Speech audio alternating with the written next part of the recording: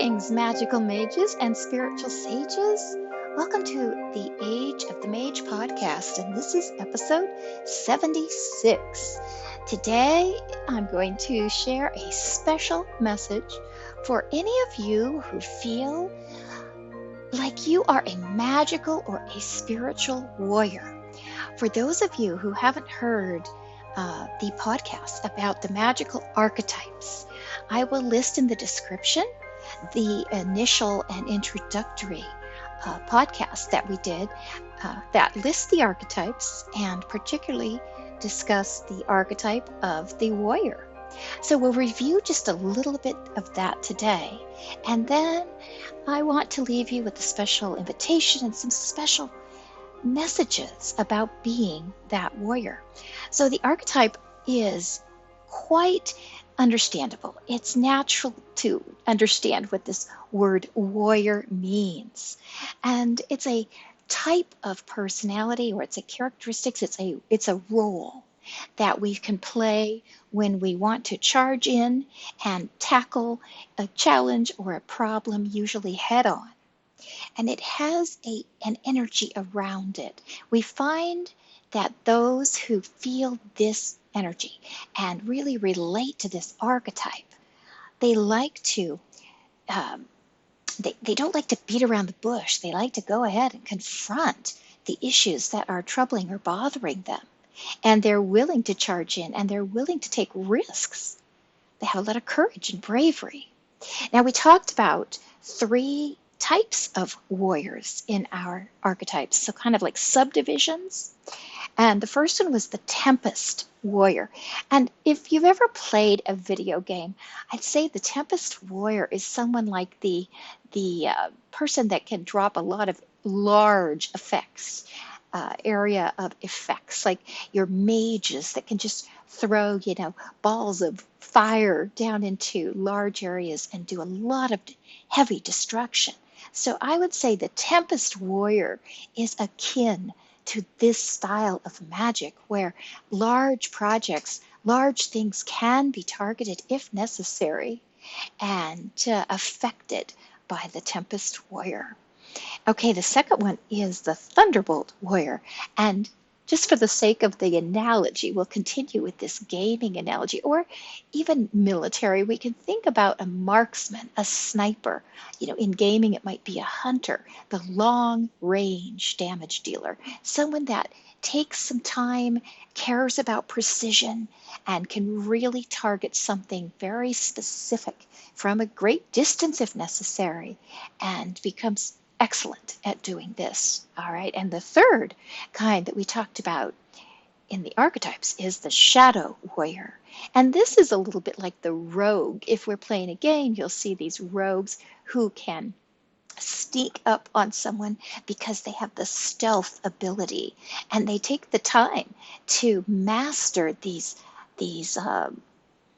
talents they have of stealthing and sneaking and getting behind someone, and they do a lot of close-up damage once they are right there, and they can get past barriers because they can be invisible, and so they can use those kinds of talents to get inside the enemy lines, so to speak. All right. So we have these 3 types of offensive fighting styles. And when we go into this with magic in mind, we have to adjust. I mean, we're not doing these things exactly like this, but we may find that we prefer, or we find that we tend to repeat certain styles over and over, that we have some kind of pattern, and we feel most comfortable in that role. So that's what the archetypes are all about anyway, is that they are helping us as we look at ourselves, we think about ourselves magically. They're helping us define ways that we use our magic that come most naturally to us. So for today, I'd like to address some of the common characteristics in the warrior. So the warrior has a passion for his or her cause. There is a strong, feeling in the warrior. They tend to be quite emotional about what they are going to tackle. what they're going to take on, because they can identify that something is out of alignment, something is not right, perhaps something is dark, perhaps something is corrupt, and it needs to be dismantled, it needs to be unraveled, it needs to be taken down so that the light can shine in its place. And they have this common passion for the causes that they are attuned to, the causes that they personally want to take on and fight for. All right, so number one is this passion for their cause. Number two, of course, is courage. The warrior is a brave individual because they are going to go into battle. They are going to go in and onto the front lines very often. They're going to be directly confronting the quote enemy or the bad energy or the darkness, whatever that may be. And they need this courage and this kind of risk-taking quality in order to do this. And so we find that they do have this, that they are typically brave, courageous, and are willing to take risks. Number three, many, many warriors are quite independent. So we have the idea again of warriors teaming up. Absolutely. Something like the SEAL team, the SEALs in our military, small teams. We can have large teams like military companies or troops that gather in order to get things done. But in spite of the teamwork that warriors are perfectly capable of participating in spite of that, we find that their nature is quite independent.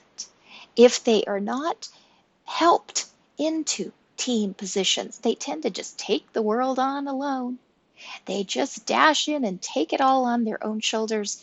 And this can sometimes be, well, it's a great aspect in many ways, but it can also be their undoing if they're not careful, because there is this tendency to rush in when they are upset and they see wrongdoing, and then they're maybe not properly, ready for something that might outpace them or, overwhelm them if they're facing something all alone. And so we have this great independent nature, and it's to be respected and honored and valued. And yet I believe that warriors can do a great deal by working with others. Others maybe team up with a protector that can watch the warrior's back, maybe team up with a healer who can provide energy that is healing and helps that warrior sustain himself in the battle. All right, so we have passion for the cause, courage, and risk-taking, and then we have this independence. Number four is the offensiveness. So most warriors do not deal with defensive magic. Their tendency is to be offensive. And this is positive, of course. All things are in work in balance. So if we were always defensive, we wouldn't get a lot done. If we were always offensive, we wouldn't have strength and perhaps the endurance that we need or the protection. So our work requires a balance, and we see that most of the archetypes will break down into either an offensive stance or a defensive mode. And so we have this offensive energy most usually in warriors, where they want to move forward and they want to take it on and they want to advance. All right, and the fifth one is that they are full of dynamic energy. Their energy requires motion. They want to take action. So they move through realms, they move through the time-space continuum, they move through their exercises, their magical work. This motion, this feeling of motion it goes hand in hand with how they feel that they're accomplishing something. Without motion, the warrior feels kind of sullen and will eventually feel drained and lethargic and does not feel his or her best because in order to feed the warrior wants to be in motion. The warrior wants to be in action, not on the sidelines. And so there are other archetypes that prefer the sidelines. They prefer peaceful surroundings in order to do their magical work. And that is for them to do. And it perfectly suits their nature. And then once again, we have this need for the balance. There is no right or wrong here. There's no good or bad. It's just a different kind of energy. The warrior, is attuned to Aries energy, the epitome of warriors, and maybe even Apollo, where there is a lot of motion. There can be leadership. There is dynamic change. This also shows up in emotions. Warriors can be highly emotional because of their passion and because that passion is tied to their cause and everything they're doing. They can become emotional. And that's okay too, because without that emotion to fuel them, then we don't have successful warriors. We need that. We need to help give them healthy emotions to work with and support that. So knowing that all magical and spiritual warriors, they share this passion for their cause. They share the attribute of courage. They share in this idea of independence and independent action. They share being offensive and going forward and taking action. And then they share this dynamic energy, the need to be in motion and the need for dynamic change. Now, knowing these things, how do we prepare ourselves if we feel aligned with warrior energy? Well, we step back and we look at these things. We look at what we want to accomplish. So let's say we are the marksman style of the warrior, this thunderbolt warrior that can take very precise aim from a distance and attack or do something to unravel darkness somewhere, right? Well, we need to prepare for that magical work that we're going to be doing. Perhaps what we need is to build, hunters have to build themselves camouflage in the forest, right? They have these little shacks they make. They might construct hideouts that are made of trees and branches that help them fit right into their surroundings so that they can't be detected by those things they are hunting. And they take this extra time to do this. Yes, they might prefer to just constantly be on the move and constantly be looking for their prey, but the best hunters know that they will need a place to retreat to and that they will need a place of safety and security from which they can take their shots. All right, so maybe this can be moved into the magical realm as well, and it could be advisable for the warrior to prepare a safe place of retreat, perhaps even adding camouflage to that space, a place to stay. And if you're a marksman, you can stay right within that space to work the magic, to take the shot, to send the etheric energy from where you are to your target and begin the unraveling.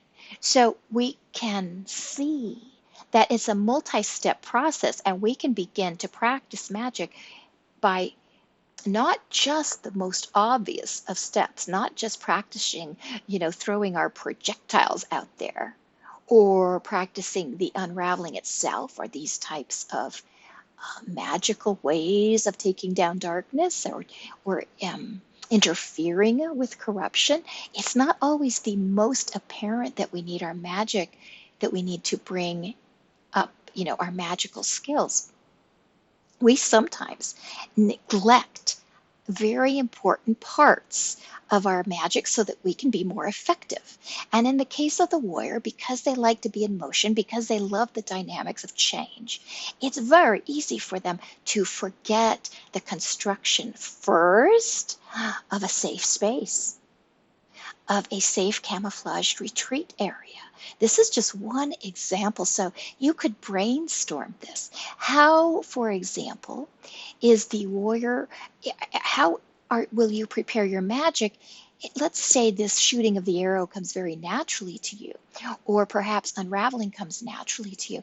But what about the idea that as that process is happening, what kind of protection do you need? Will you need certain mechanisms for healing if some of that energy gets into your etheric field while you are doing your work? What kinds of allies might be helpful for you to use as you are out doing your work?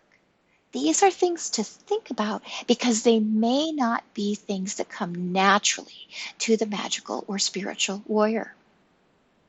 So we have this example of the retreat. Let's take a look at, this rogue or this shadow warrior that is able to move invisibly into spaces and get up close and see things for what they are. Maybe even not even begin to tackle, dismantling them, but being able to come back and report what things look like and what the true situations are. All kinds of things could happen with this rogue-like energy. Well, have you, as that type of warrior, have you practiced your stealthing abilities? Have you noticed that you can move through lower astral planes and not be seen? Have you even practiced this perhaps in the 3D world? Have you created shields and filters that help you with invisibility, that help you with cloaking? Or do you just find that you're racing around in dangerous areas? And when you get up close, if you haven't sufficiently cloaked yourself, you could be in for a tough battle. You could come away with some wounds, right? So that energy, that style of magical warrior and spiritual warrior work requires some thinking too. It may require preparation in the fields of stealthing and visibility before you ever go for the direct target. And what about this other type of warrior, this warrior that just can really send a tempest of energy into an area and cause havoc if necessary? This large scale, this big burst of energy. This type of magic usually takes quite a bit of your reserves as a magician. This is not always something that you can sustain long term, as opposed to the marksman, who may very well be able to sustain precise shots for quite some time. When you are blasting areas, when you are blasting into regions, you may need a different type of healing reserve for yourself. You may need to prepare a space that's safe and also potions for endurance. These are just the kinds of ideas to think about as you progress on your warrior's path. And we'll be taking a look at each of the archetypes in this way. But today, the message I'm sending out goes specifically to you, dear warriors, to you, the ones that have these attributes of such courage. When the very first one that I mentioned, this idea of passion for your cause, we should even back up and take a little closer look at that, because we've been talking about how important discernment is, alignment, attunement. This is important before the warrior even sets out, right? Because it's a shame when we see energy wasted. We don't want to see lives wasted in our 3D world.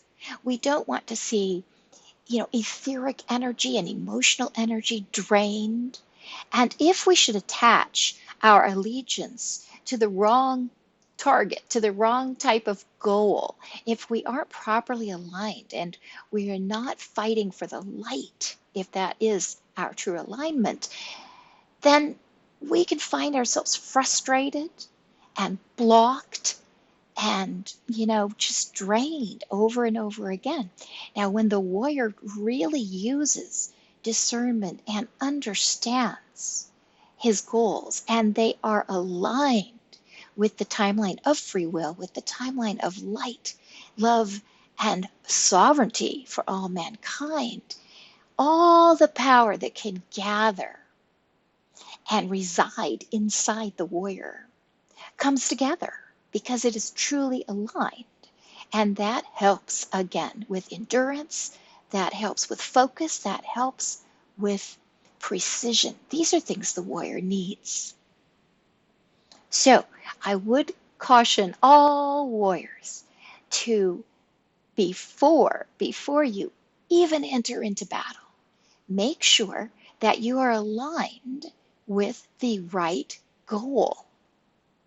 Make sure you are going to send your energy into an area that truly deserves your expenditure of energy, your talents, that it deserves you. And it is something that as you tackle it, you will be helping light come into the world. You will be aligned with a cause that is correct and attuned to your true destiny. Number one. Number two is to look at these characteristics that you probably have, at least to some degree, and look at the type of mechanisms you tend to use and say, what could be a secondary and even a tertiary need that I have as I go into battle? We're not going to make very good warriors, even in the 3D world, if we head out in the middle of winter wearing nothing but shorts and sneakers. We have to be dressed appropriately. We have to have our rations. We have to have a place where we can rest. We have food needs. We have leadership that can help direct us. So many factors actually go into this. And you can step back and say, which of those factors have I neglected, or which ones do I not need to worry about, I don't need to consider because they don't really directly affect me. And narrow this down to maybe 2 or 3 areas that your magic can be, you can practice and prepare in all 2 or 3 of those areas, not just one. And that will strengthen your abilities so very much. I want to thank you for being in the world at this time. You are not here by accident. You are here to fight for the light. You are light warriors. Even if you work with darker shadow energies, those can be aligned to help the light come forward. I know each one of you is an individual, and each one of you has your own style and how you approach these things. So this is just a call out and a reminder to hopefully help those of you who identify with the warrior spirit, hopefully help you with some precautions that will only make you stronger, that will only help you with your powers, and help you emerge into the magical or spiritual warrior that you have come here to be. Thank you so much again for sharing your talents and your gifts with all of us. Even those who do not recognize you, I want to thank you on their behalf. I know the price you pay. Thank you. I will close at this time, but I will return soon, and I will say goodbye for now.